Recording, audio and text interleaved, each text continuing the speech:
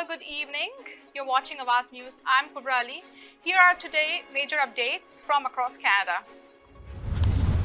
A special weather statement has been issued for Toronto and much of the surrounding area ahead of a blast of winter weather this weekend. Environment Canada sent out the alert Friday afternoon and said Toronto could see snowfall amounts of 2 to 10 centimeter starting Sunday morning. Sunday's snowfall alert comes amid Friday's seasonably mild high of 11 Celsius, which will be the last double-digit daytime high Torontonians see for the foreseeable future. The mercury is expected to rise to 7 Celsius on Saturday, dropping to just 2 Celsius on Sunday when the wintry mix of rain and snow arrives. Although the snowfall will be significant, it isn't expected to pile up, he noted. He said the biggest issue will be reduced visibility and slushy roadways. Monday will see a daytime high of just 1 Celsius and a high of 4 Celsius is expected on Tuesday, with the possibility of isolated showers or wet flurries. Hockey Canada has unveiled its jerseys for the 2026 Olympic Winter Games in Milano and Cortina, Italy. Members of Canada's women's, men's, and para hockey teams will have two uniform options: a white jersey with a red maple leaf and a red jersey with a black maple leaf. Hockey Canada says the multi-tone design of the maple leaf crests reflects the look of a diamond, representing the athlete's ability to withstand incredible pressure. It says the jerseys were designed by Nike and presented Thursday night during a game between Canada's national women's team and their United States rivals in Cleveland, Ohio. Hockey Canada CEO Catherine Henderson says the jerseys reflect Canadian hockey and the passion fans bring when cheering on athletes. The Winter Games are set to start on February 4, 2026, with the opening ceremony scheduled for February 6th. Justin Bieber's seventh studio album, Swag, has put him among the top Canadian Grammy contenders this year. The Stratford, Ontario-raised pop singer picked up 4 nominations Friday for the upcoming Grammy Awards, including Album of the Year and Best Pop Vocal Album for his first project since cutting ties with longtime manager Scooter Braun. Homegrown producer, circuit, and engineer mixer Serban Genia were also standouts as they scored multiple nods in the Album Record of the Year categories for work on several projects, including Lady Gaga's latest album, Mayhem. 2 songs from Bieber's Swag also earned recognition. Daisies is among the Best Pop Solo Performance nominees, while Yukon is up for the Best R&B Performance. Bieber's return to music kicked off over the summer with the surprise release of Swag, which he quickly followed up with Swag 2 September. The latter album will be eligible for next year's Grammys. Several other Canadian superstars earned attention from the music industry's biggest awards show. Toronto duo Party Next Door and Drake got a nod for Best Melodic Rap Performance for Somebody Loves Me from their collaborative album Some Sexy Songs for You. Calgary's Tate McRae wins for Best Dance Pop Recording with Just Keep Watching from the movie soundtrack for F1 and Brad Pitt Formula One racing drama. One Canadian star is notably missing from the list of nominees.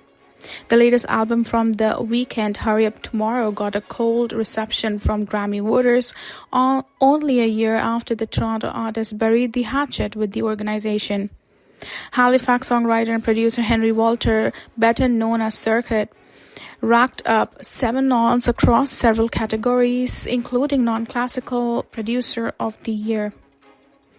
His work on Gaga's Mayhem put him in the running of Album of the Year, and he is named twice in both Song of the Year and Record of the Year categories for his work on her track Abracadabra and Apt by Rose and Bruno Mars.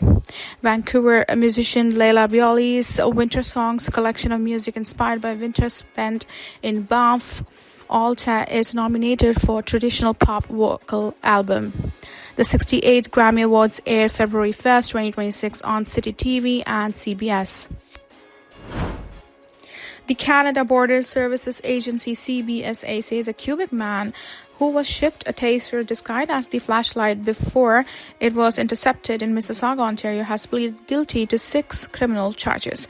In a news release issued Friday, the border agency said officers discovered the package on April 21st at the International Mail Processing Centre, west of Toronto. The package was declared as containing a flashlight, but was found to contain a taser and 3 probe cartridges, the CBSA said.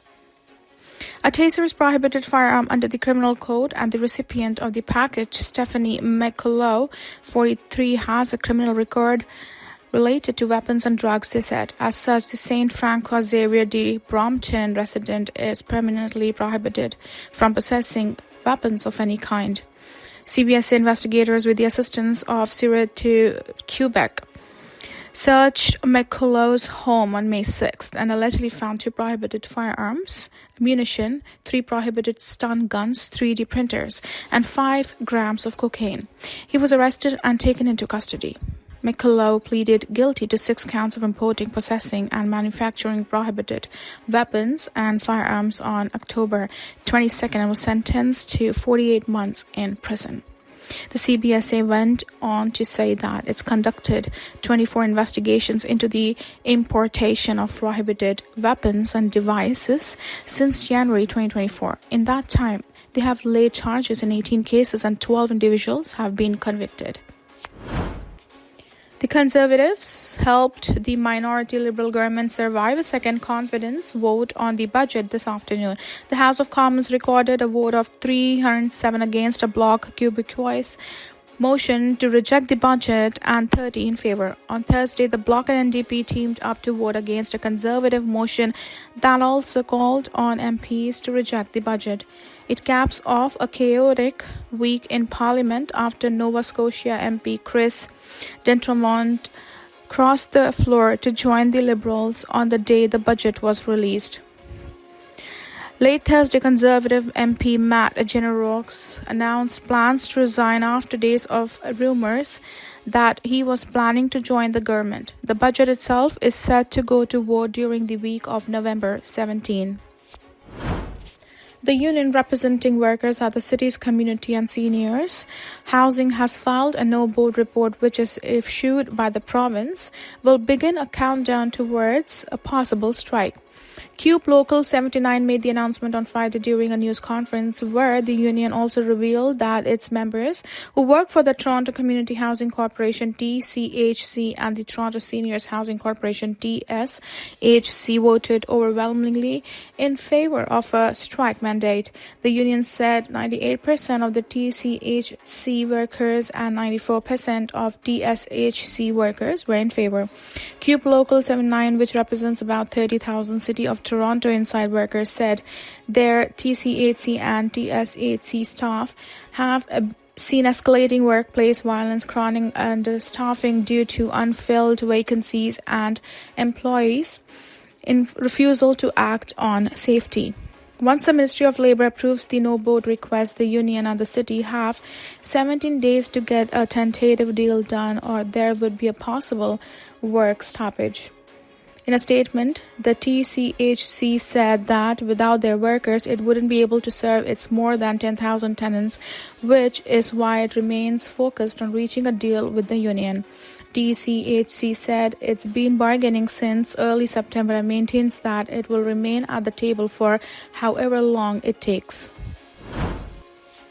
The operators of the Highway 407 Express toll route ETR say they are seeing a surge in scammers pretending to be them and urging customers to beware. The private highway says scammers are using phishing tactics to get unsuspecting recipients to click on malicious links through fake text messages and websites where their personal or financial information can be compromised.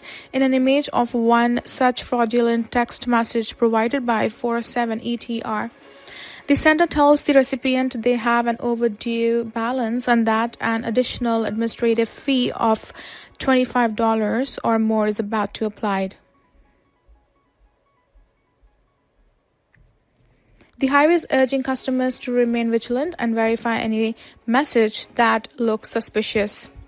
Protecting customer information is a responsibility we take very seriously. Customers should be cautious of any unexpected or suspicious message claiming to be from 407 ETR, especially if it contains a link. 407 ETR President and CEO Jose Espinosa said in a statement issued Friday. If something doesn't seem right, don't click. Instead, verify through our official website or mobile app. Our team works hard every day behind the scenes to ensure your interactions with 407 ETR remain secure and trustworthy. 407 ETR underscored that it will never ask for passwords, PINs, or credit card details in text messages or emails. Thank you for watching Awaz News. I'm Kubra Ali. I'll see you tomorrow, same time, same channel. Have a good night.